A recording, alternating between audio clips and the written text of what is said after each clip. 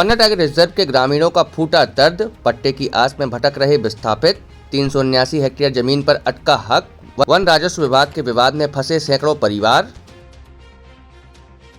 खबरों के प्रायोजक है दिल्ली पब्लिक स्कूल छतरपुर, जहां आपके बच्चों को मिलती है अच्छी शिक्षा व अच्छे संस्कार, जिसमें प्रवेश प्रारंभ। अधिक जानकारी के लिए करें संपर्क।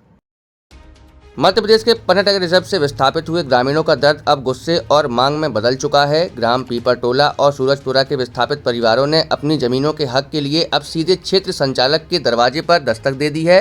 दरअसल ग्रामीणों का आरोप है कि साल 2022 में पुखना पुनर्वास स्थल के करीब 379 हेक्टेयर जमीन को नोटिफाइड किया गया था।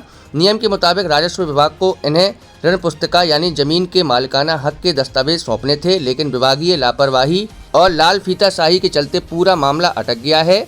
अब राजस्व विभाग की टीम का कहना है कि इसमें 50 हेक्टेयर जमीन को वन विभाग द्वारा दोबारा री नोटिफाइड कर दिया गया है, जिसकी वजह से ग्रामीणों को पट्टा देना सही नहीं माना जा रहा है।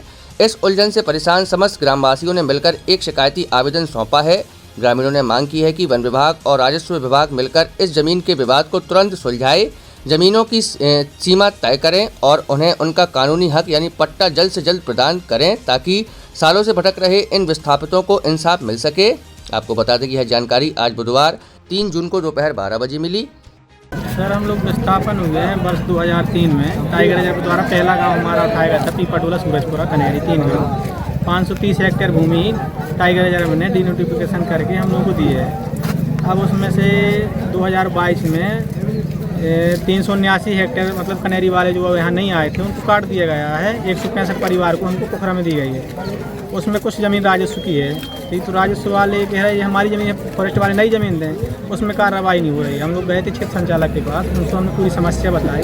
भाई हम लोगों का आज 20 साल से 5 साल का कह के 23 साल हो गए। आज 2003 में विस्थापन हुआ था, तो इनका निराकरण कर दें। 2 विभाग बैठ के, राजस्व के बैठे हैं और वन के बैठे हैं। भाई जो वन की भूमि है वो हमको दें, हमको राजस्व की नहीं चाहिए, ठीक है। वन विभाग के पास पर्याप्त भूमि है और हम लोगों की 2-2 हेक्टेयर पट्टे की भूमि काट करके यहाँ पोखरा में दी गई है। वो आज 20 साल से वंचित हैं, ना तो किसान सम्मान निधि मिलती ना कुछ मिलती है, क्योंकि वन अधिकार पट्टे हैं टोटल।